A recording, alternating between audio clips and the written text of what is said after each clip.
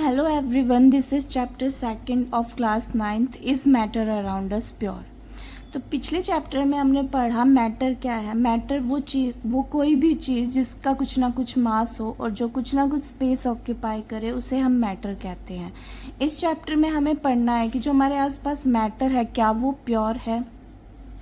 Science के according किसी भी चीज़ को हम प्योर नहीं कहते। जैसे हम नॉर्मल बोल देते हैं कि ये घी पूरा प्योर है, 100% प्योर है, 100% ऑथेंटिक है। पानी को बोलते हैं ये बिल्कुल प्योर है, लेकिन साइंस के अकॉर्डिंग हम किसी भी चीज़ को 100% प्योर नहीं बोल सकते। तो हम साइंस में प्योर तब बोल सकते हैं जब वो सब्सटेंस एक ही तरह के पार्टिकल से बना हुआ हो। A pure substance consist of a single type of particles. Now matter को हमने दो टाइप में डिवाइड किया। First is pure, second is mixture. Pure तो हमने देख लिया, जो सिंगल टाइप ऑफ पार्टिकल्स से बने वो प्योर। अब मिक्सचर में क्या होता है? मिक्सचर में बहुत सारे प्योर सब्सटेंसेस होते हैं। Mixture is classified into two types, homogeneous mixture, heterogeneous mixture। अब homogeneous और heterogeneous में क्या डिफरेंस है? homogeneous mixtures वो मिक्सचर्स होते हैं जिनकी कंपोजिशन जो है वो यूनिफॉर्म रहती है through out the mixture. Like हम पानी में चीनी मिलाते हैं तो हमें पूरा पानी एक जैसा दिखता है। एयर भी हम जहाँ भी देखते हैं वो एक जैसी दिखती है। ऐसे मिक्सचर्स को हम होमोजीनियस मिक्सचर बोलते हैं। हेट्रोजीनियस मिक्सचर वो होते हैं जिनकी कंपोजिशन थ्रू आउट यूनिफॉर्म ना हो। Different components can be seen और सेपरेटेड इजीली, मतलब वो अच्छे से मिक्स नहीं होते। जैसे सॉल्ट एंड सल्फर है, इनको हम जब मिलाएंगे तब मिक्सचर तो बन जाएगा, लेकिन हम इनको सेपरेट कर सकते हैं फिर से। जैसे ऑयल एंड वाटर है। Now let us learn about solutions. Solution, homogeneous mixture of two or more substances. Example lemonade, soda water etcetera. In solution there is homogeneity at the particle level. It means जैसे हम कभी नींबू पानी पीते हैं, हमें ऐसा तो नहीं कि एक सिप पीते हैं तो हमें अलग टेस्ट आता है, दूसरा सिप पीते हैं तो अलग टेस्ट आता है। हमें थ्रू आउट उसका टेस्ट सेम रहता है। इसका मतलब है there is homogeneity at the particle level.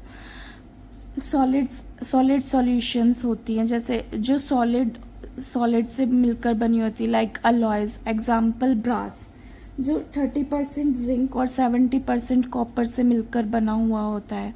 ऐसे ही गैसियस सॉल्यूशंस हैं, लाइक एयर में भी डिफरेंट गैसेस मिलके सॉल्यूशन बनाती हैं।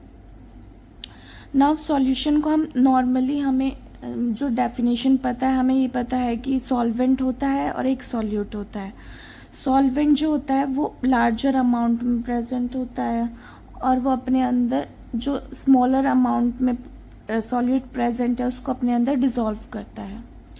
Now what is solute? Component that is dissolved in solvent. Solute वो है जो सॉल्वेंट में डिसॉल्व होता है और वो लेसर क्वांटिटी में प्रेजेंट होता है। एग्जाम्पल्स क्या है सॉल्यूशंस के? Tincture of iodine. Tincture of iodine एक सॉल्यूशन है आयोडीन का अल्कोहल के अंदर, मतलब इसमें आयोडीन जो है वो सॉल्यूट है और अल्कोहल सॉल्वेंट है। Second example is aerated drinks like soda water are gas in liquid solutions। इसमें सॉल्वेंट जो है वो लिक्विड है और जो सॉल्यूट है वो गैस है। इसमें गैस जो है वो कार्बन डाइऑक्साइड गैस है जो एक्ट करती है सॉल्यूट की तरह, और वाटर लिक्विड है जो एक्ट करता है सॉल्वेंट की तरह। Example is air is mixture of gas in gas. Air में बहुत सारी गैसेस प्रेजेंट होती हैं, तो वो एक एग्जाम्पल है mixture of gas in gas का। होमोजीनियस मिक्सचर होता है of a number of gases. Two main components हैं oxygen 21% and nitrogen 78%। Now what are the properties of solution? Solution first property तो यही हो गई कि एक होमोजीनियस मिक्सचर है। जो सॉल्यूशन में पार्टिकल्स के साइज होता है वो स्मॉलर देन 1 नैनोमीटर होता है। Smaller than 1 nanometre in diameter, और हम उसे नेक्ड आइज के साथ नहीं देख सकते। ये पार्टिकल्स इतने स्मॉल होते हैं कि ये बीम ऑफ लाइट को स्कैटर नहीं कर पाते। So the path of light is not visible in A solution. Solution जो है वो स्टेबल है, मतलब हम उसे रख देंगे तो वो फिर भी वैसा है कि वैसा ही रहेगा, पार्टिकल सेपरेट आउट नहीं होते। Now let us talk about alloys, which is an example of solid solutions. Alloys are mixture of two or more metals or metal and a non-metal, मतलब दो या दो से ज़्यादा मेटल्स का कॉम्बिनेशन भी हो सकता है या फिर metal and a non metal का मिक्सचर भी हो सकता है। इनको हम सेपरेट नहीं कर सकते into their components by physical methods. Example brass हो गया। ब्रास जो है वो 30% जिंक और 70% कॉपर से मिलकर बना हुआ होता है। Now what is saturated solution?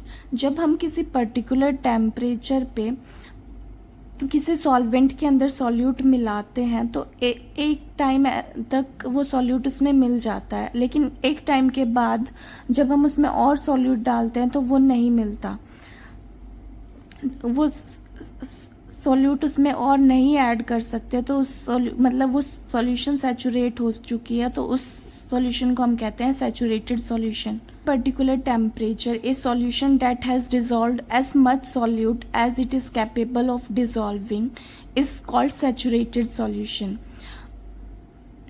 और जो अमाउंट ऑफ सॉल्यूट प्रेजेंट होता है सैचुरेटेड सॉल्यूशन में किसी पर्टिकुलर टेम्परेचर पे, उसे हम सॉल्युबिलिटी का नाम देते हैं, कि मतलब बस उतना अमाउंट ही उस सॉल्यूशन में हम ऐड कर सकते हैं सॉल्यूट का।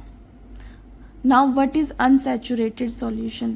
If the amount of solute contained in a solution is less than the saturation level, मतलब जो solute के अमाउंट है वो कम हो, उसके saturation level क्रॉस ना हो, उससे कम हो, तो वो unsaturated solution होगी। Now what is concentration of solution? Concentration of the solution क्या है? अमाउंट ऑफ सॉल्यूट जो किसी गिवन अमाउंट ऑफ सॉल्यूशन में प्रेजेंट होता है उसे हम कंसेंट्रेशन ऑफ सॉल्यूशन कहते हैं। मतलब concentration of solution is directly proportional to the solute present in a given amount of solution. To express concentration of a solution, there are these three methods. First is mass by mass percent of solution. इसमें हम mass of solute लेते हैं upon mass of solution multiplied by 100। Second is mass by volume percent of solution, इसमें हम mass of solute upon volume of solution multiplied by 100 लेते हैं। Third is volume by volume percent of solution, इसमें हम volume of solute divided by volume of solution multiplied by 100 लेते हैं। इन्हें हम weight by weight, weight by volume, volume by volume, इनसे भी जानते हैं। अब हम पढ़ते हैं कि सस्पेंशन क्या है। जैसे हमने पहले देखा था कि सस्पेंशन जो है एक हेट्रोजीनियस मिक्सचर है, इसमें जो सॉल्यूट्स है वो डिज़ोल्व नहीं करते बल्कि जो मीडियम है उसी में सस्पेंडेड रहते हैं। It is a heterogeneous mixture in which the solute particles do not dissolve but remain suspended throughout the bulk of medium. और जो सस्पेंडेड पार्टिकल्स होते हैं हम उन्हें नेक्ड आइज से देख सकते हैं। ये पार्टिकल्स, इन पार्टिकल्स का साइज बड़ा होता है तो ये बीम ऑफ लाइट को भी स्कैटर करते हैं और इस लाइट का जो पाथ है वो हमें विजिबल होता है। सस्पेंशन जो है वो अनस्टेबल होते हैं क्योंकि इसमें जो पार्टिकल्स है वो मिक्स नहीं हो पाते अच्छे से। सस्पेंशन के जो पार्टिकल्स होते हैं उन्हें हम सेपरेट आउट कर सकते हैं bye filtration.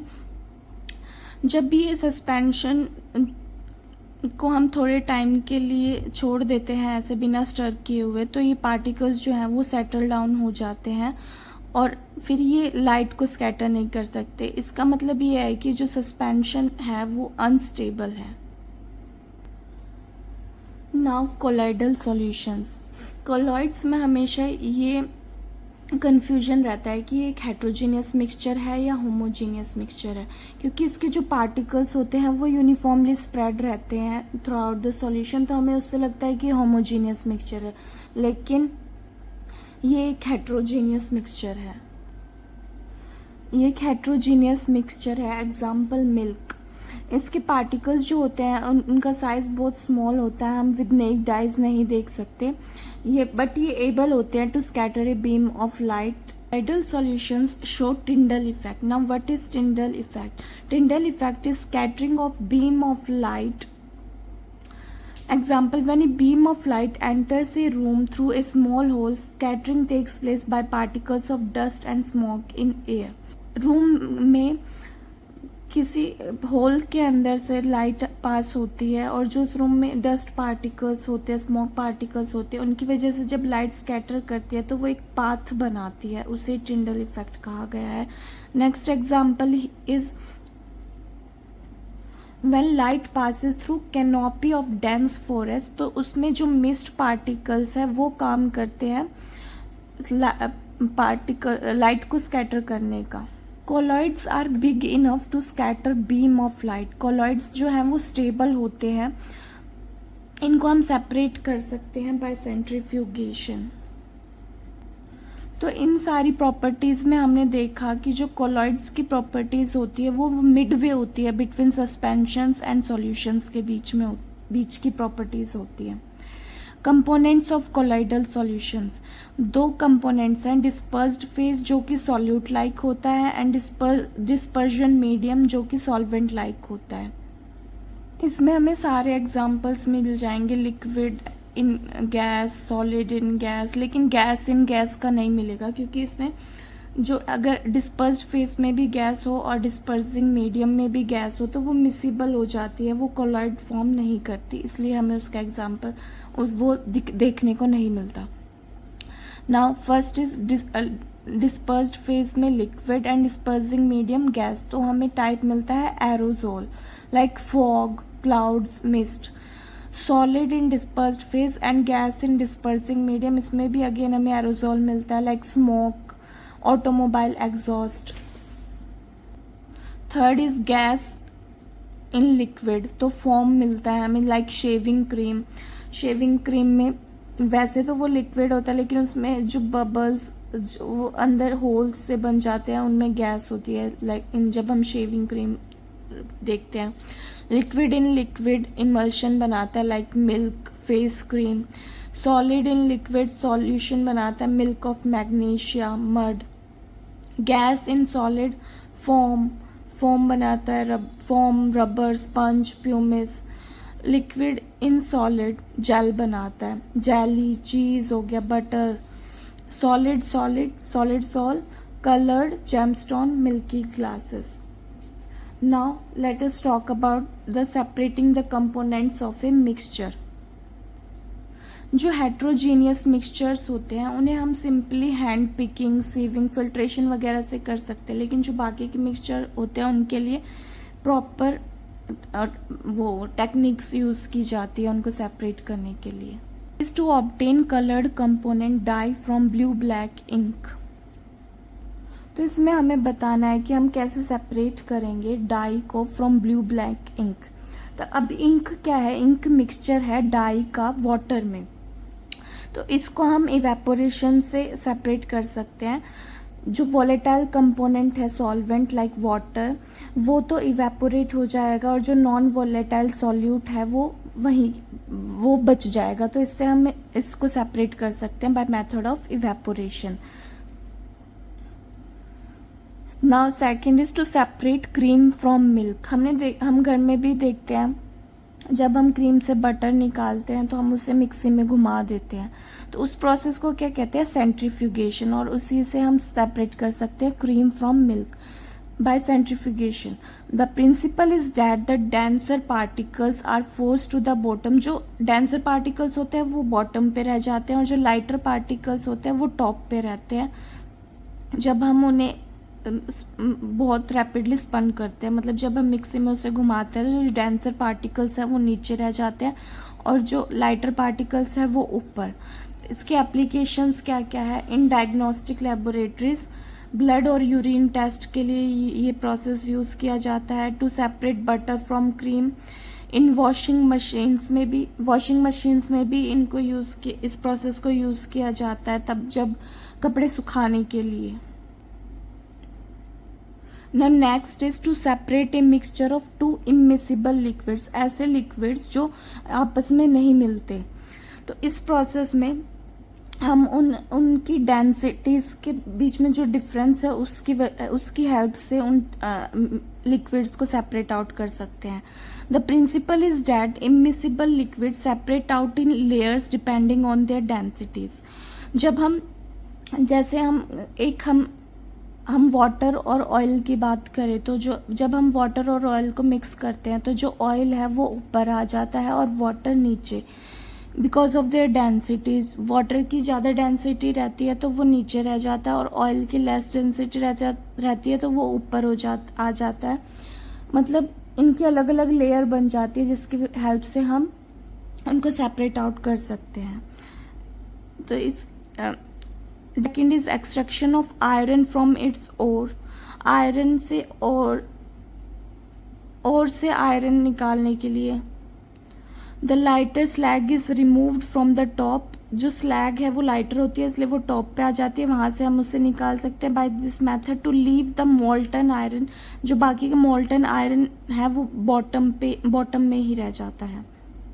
Now next is to separate mixture of salt and camphor. Mixtures को सेपरेट आउट करने के लिए जिसमें एक वॉलेटाइल कंपोनेंट हो और एक non sublimable impurity non volatile component हो, ऐसे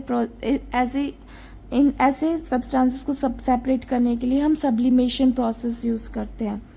solids with sublimable are ammonium chloride, naphthalene and anthracene. इसमें जो वॉलेटाइल कंपोनेंट होता है उसके तो वेपर्स बन जाते हैं और जो दूसरा वाला है वो नीचे ही रह जाता है।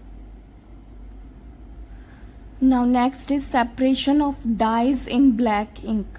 This is done by chromatography. Chromatography क्या है? क्रोमेटोग्राफी वो प्रोसेस है जिससे हम एक मिक्सचर के कंपोनेंट्स को अलग अलग सेपरेट कर सकते हैं।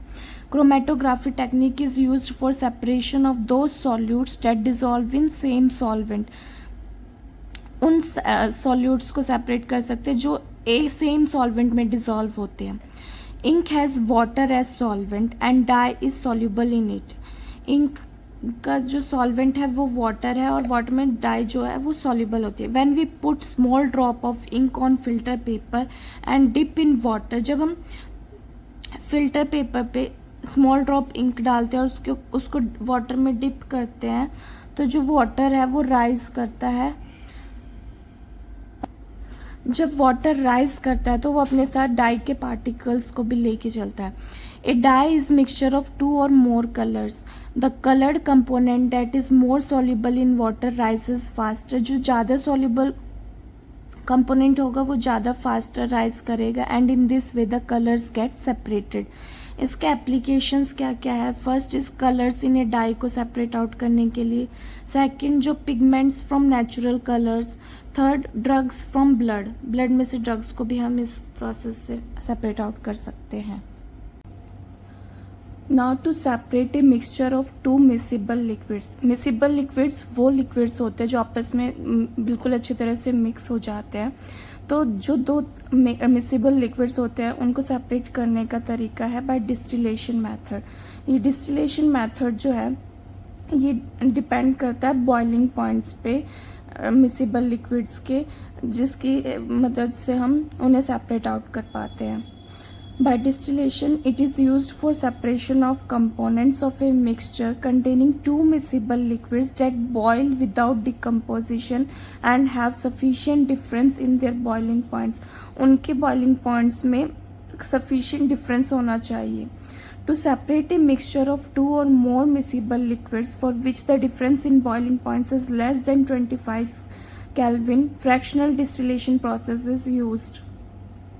तो इसका मतलब ये है कि डिस्टिलेशन प्रोसेस को होने के लिए जो दो मिसिबल लिक्विड्स हैं उनके बॉइलिंग पॉइंट्स में कम से कम 25 केल्विन का जो डिफरेंस है वो होना चाहिए। अगर 25 केल्विन का डिफरेंस नहीं है उनके बॉइलिंग पॉइंट्स के बीच में, तो फिर हम फ्रैक्शनल डिस्टिलेशन प्रोसेस यूज़ करते हैं। डिस्टिलेशन प्रोसेस में क्या होता है, उनका बॉइलिंग पॉइंट्स अलग डिफरेंट होता है, तो जैसे जैसे डिफरेंट बॉइलिंग पॉइंट्स पे वो बॉईल करते हैं और उनके वेपर्स बनते हैं, तो उन वेपर्स को कंडेंस करके हम उन्हें सेपरेट आउट कर सकते हैं। लेकिन फ्रैक्शनल डिस्टिलेशन में क्या होता है, जब 25 केल्विन से उनका बॉइलिंग पॉइंट जो है वो कम हो, उनके बॉइलिंग पॉइंट में 25 केल्विन से कम डिफरेंस हो, तो फिर क्या होता है, ये भी सेम है लेकिन इसमें बस एक फ्रैक्शनलेटिंग कॉलम ऐड कर दिया जाता है इस प्रोसेस में, जिसके अंदर बीड्स प्रेजेंट होती है, जिसमें जो लेयर वाइज जो है वो कंडेंसेशन होता है।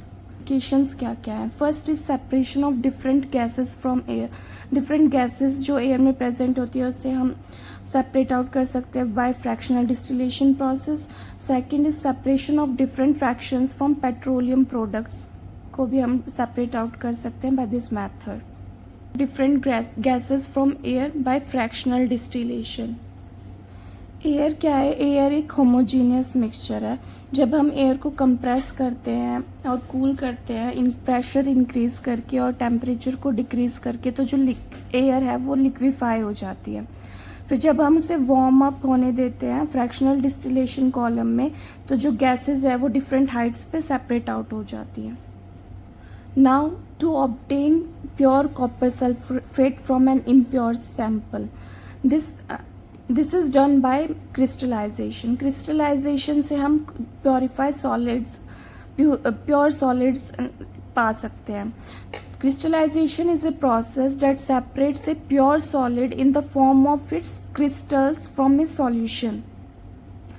तो क्रिस्टलाइजेशन की मदद से हमें प्योर सॉलिड मिलता है in the form of crystals from a solution. इसके एप्लीकेशंस क्या है, first is purification of salt that we get from sea water. जो सी वाटर से हम सॉल्ट हमें मिलता है in the form of crystals, वो किसकी मदद से होता है, by crystallisation. Second is separation of crystals of alum फिटकरी फ्रॉम इम्प्योर सैंपल्स। अब एक कन्फ्यूजन ये आता है कि हमें क्रिस्टलाइजेशन की ज़रूरत क्यों पड़ी। हम इवेपोरेशन करके भी तो सॉलिड्स को प्योरीफाई कर सकते हैं, लेकिन हमें क्रिस्टलाइजेशन की ज़रूरत इसलिए पड़ी क्योंकि क्रिस्टलाइजेशन मेथड जो है वो बहुत अच्छा है देन इवेपोरेशन। इवेपोरेशन में क्या होता है, formation of vapours from liquid, liquid से हमें वेपर्स मिलते हैं, लेकिन क्रिस्टलाइजेशन में क्या है, हमें सॉलिड क्रिस्टल्स मिलते हैं फ्रॉम लिक्विड। क्रिस्टलाइजेशन ज़्यादा अच्छा इसलिए है क्योंकि जब सॉलिड्स डिकम्पोज होते हैं तो सॉलिड्स डिकम्पोज भी हो जाते हैं इवेपोरेशन के टाइम पे, जब हीट मिलती है उन्हें, या फिर जैसे शुगर है वो चार्ड हो जाती है ऑन हीटिंग टू ड्राइनेस। तो इसलिए हमें क्रिस्टलाइजेशन जो मेथड है वो ज़्यादा अच्छा है इवेपोरेशन से। जब हम इवेपोरेशन के मेथड से सेपरेट आउट करते हैं तो फिल्ट्रेशन के बाद भी कुछ इम्प्योरिटीज़ उसी में ही रह जाती है जो कि कॉन्टेमिनेट करती है सॉलिड को, इसलिए जो क्रिस्टलाइजेशन मेथड है वो बेटर है than evaporation. Now let us talk about physical and chemical changes. Physical changes वो चेंजेस होते हैं जो जिससे कंपोजिशन पे कोई फ़र्क ना पड़े, ना नेचर सब्सटेंस के नेचर पे कोई फ़र्क पड़ता है, बस उसकी अपीयरेंस चेंज होती है और ना ही कोई न्यू सब्सटेंस हमें इसमें मिलता है। Physical change occur without a change in composition and no change in chemical nature of substance, like change of state from ice to water, water to vapor, it is physical change, only state changes but no change in composition. Now what is chemical change? Chemical change में composition का change होता है और हमें chemical change से new substances भी मिलते हैं, लाइक बर्निंग ऑफ पेपर। जब पेपर बर्न होता है तो वो ऐश में कन्वर्ट हो जाता है, तो जो ऐश है वो न्यू सब्सटेंस हमें मिल गया और उसकी कंपोजिशन भी चेंज हो चुकी होती है। तो केमिकल चेंज में कंपोजिशन चेंज होती है और हमें एक न्यू सब्सटेंस मिलता है। Now let us talk about pure substances. दो तरह के होते हैं, first is element, second is compound. Element is a basic form of matter that cannot be broken down into simpler substances by chemical reactions. Element एक ऐसी form है जो independent existence show करती है. हम उसे फर्दर डिवाइड नहीं कर सकते. डिवाइड तो कर सकते हैं, मतलब वो एटम से बनी हुई होती है, लेकिन एटम्स का खुद इंडिपेंडेंट एग्जिस्टेंस नहीं होता. Now elements are classified into metals, non metals and metalloids. Metals show property of metals are lustrous, मतलब वो उनमें शाइन होती है, वो सिल्वरी ग्रे और गोल्डन येलो कलर के होते हैं.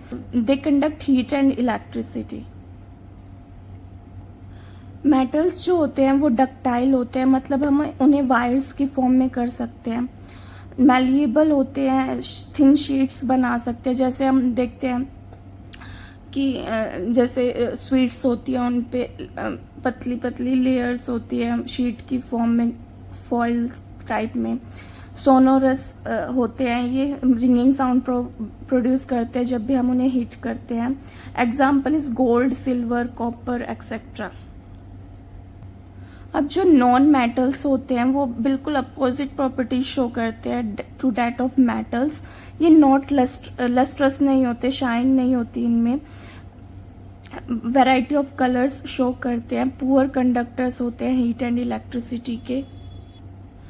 ये डक्टाइल भी नहीं होते, मतलब इनको वायर्स में भी ड्रॉ नहीं कर सकते, ना ही इनको शीट्स की फॉर्म में कर सकते हैं. ये मैलिएबल भी नहीं होते, ये रिंगिंग साउंड भी नहीं प्रोड्यूस करते.